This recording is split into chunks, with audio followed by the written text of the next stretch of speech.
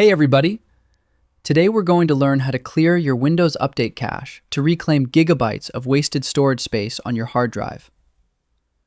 Over time, Windows saves copies of every update it downloads, which can bloat your system and cause installation errors. To start, click the Start button, type Disk Cleanup, and select the application. Select your C drive from the list and click OK. Once the window opens, do not just click OK. You must click the button labeled Cleanup System Files at the bottom. Select the C drive again and click OK. Now, scroll through the list and look for Windows Update Cleanup.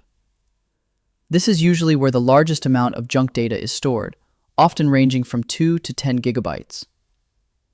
Check the box next to Windows Update Cleanup and any other items like temporary files or delivery optimization files.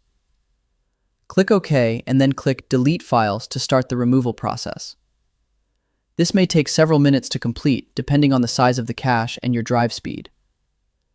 And that's it. You've successfully purged the update junk and reclaimed your storage.